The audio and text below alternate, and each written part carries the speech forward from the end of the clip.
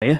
Saya ini orang kampung, Pak. Mendengar paparan Bapak ini Indonesia harusnya bukan negara yang dalam tanda petik ya, seperti kesulitan untuk berkembang. Kenapa? Karena entry point terhadap konektivitas di udaranya sudah sangat maksimal, tata kelolanya sudah maksimal, dan bahkan di ujung paparan Bapak-Bapak menyampaikan banyak apresiasi dari lembaga dan kita juga ucapkan selamat, Pak. Tapi izinkan kami mendalami satu hal, Pak ya. Tadi saya lihat antrian usulan pembangunan bandaranya sudah 50 ya Pak Dirjen ya. Yang akan masuk ke antrian untuk dibangun, Pak. Saya tadi lihat ada 50 bandara kurang lebih. Nah, saya kira saya selalu mengingatkan dengan beberapa mitra bahwa karena saya juga di Banggar, Pak, dan kebetulan juga masuk ke panja penerimaan negara, Pak, bahwa dalam tanda petik, Pak ya, saya berharap Dijen Perhubungan Udara mengorientasikan pembangunan itu harus solutif, Pak ya. Kemudian tepat sasaran dan terpenting ada koordinasi dengan stakeholder di daerah terutama, Pak. Dan juga tentunya bisa meningkatkan kualitas kehidupan masyarakat, Pak.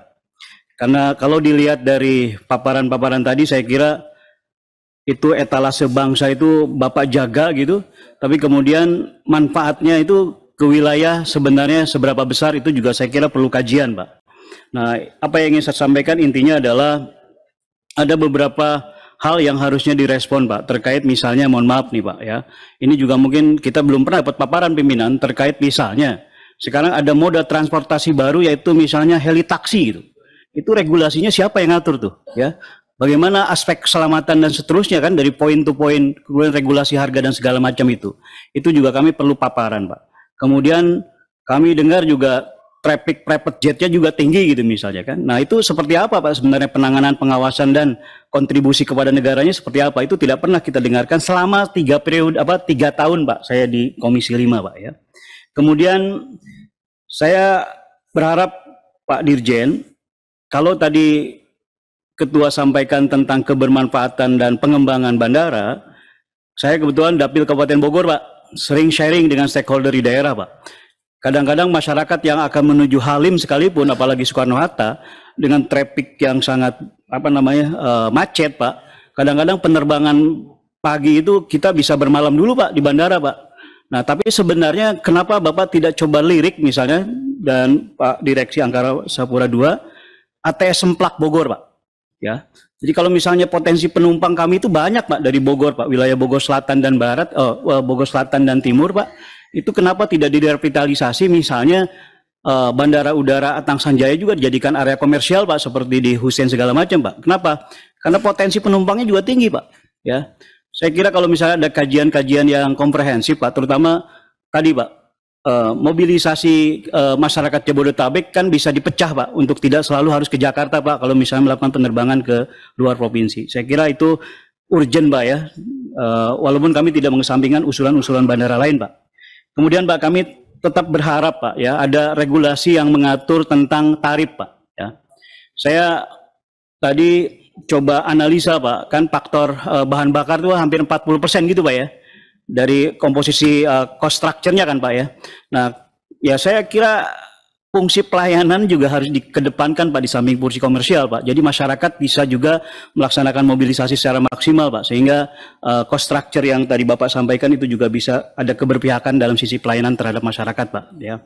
Walaupun tadi saya dengarkan ada regulasi tentang tarif pelayanan jasa pesawat udara.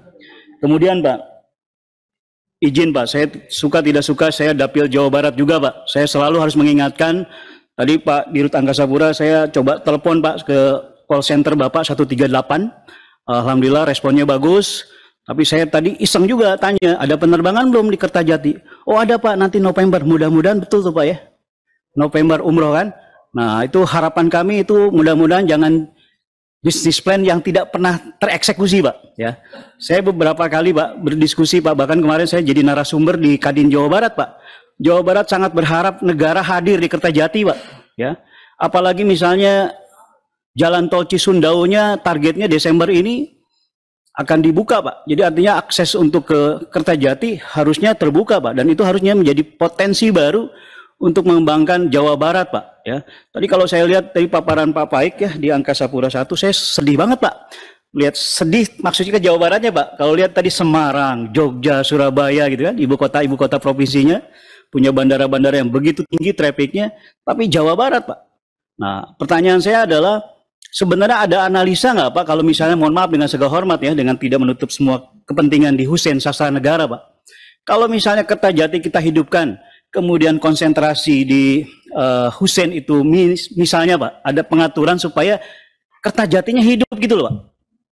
Kasihan Pak, itu hampir 7 triliun duit rakyat Pak. Tapi jadi tempat prewedding saja itu. Ya, saya simpulkan Kertajati kemarin Pak pada saat diskusi dengan Kadin Jawa Barat. Potensi income-nya itu hanya proyeksi saya bilang. Overhead-nya pasti. Ya, bisnis plan-nya saya ngomong ke Pak Dirutnya, Pak Muhammad Singgih Pak ya. Saya bilang, "Pak, buat saya Bapak itu seperti perawat yang hanya bertugas menjaga botol infus supaya Kertajati tidak mati." Hampir 5 miliar Pak tiap bulan gitu. Nah, kami berharap di forum yang sangat berharga ini Pak Dirjen, tolong Pak, kalau boleh kita kunjungan bareng-bareng lah Pak dengan Dirut Angkasa Pura. Kita lihat Kertajati dari jarak depan aja Pak, kita tonton itu Pak. Kenapa ini Kertajati jadi prasasti bukan jadi solusi gitu. Terlalu mahal kalau Kertajati jadi prasasti Pak. Ya ini bukan kritik Pak, tapi harapan masyarakat Jawa Barat pada saat kami menjadi narasumber dengan Kadin Jawa Barat yang sangat berharap seperti itu Pak. Bahkan saya usulkan apa Pak? Kertajati itu jadi pusat haji dan umroh. Penanganan jamaah itu kan khusus Pak, ya. Karena mereka baru pertama kali bandara dan seterusnya. Saya kira kenapa tidak disentralisasi saja? Sekarang kalau di Sulawesi Pak, saya dengar katanya untuk naik haji itu indiannya hampir 90 tahun. Artinya apa Pak? Potensi pasar umroh akan tinggi Pak. Kalau disentralisasi misalnya haji umroh di Kertajati, ada miniatur Masjidil Haram, miniatur Nabawi, tempat manasik dan segala macam itu Pak. Ada hotel, ada kemudian museum haji dan seterusnya. Saya kira itu juga menjadi destinasi wisata religi Pak. Tapi kita punya betul-betul kebanggaan bahwa Indonesia punya ikon bandara pusat haji dan umroh. Saya kira itu sharing saja pimpinan sebagai bagian dari beban moral Pak. Sebagai Dapil Jawa Barat. Kenapa? Karena seru juga Pak lihat traffic tinggi itu di beberapa kota-kota ibu kota provinsi di Indonesia. Kita apresiasi Pak. Selamat bertugas. Mudah-mudahan senantiasa sukses. Assalamualaikum warahmatullahi wabarakatuh. Baik. Selanjutnya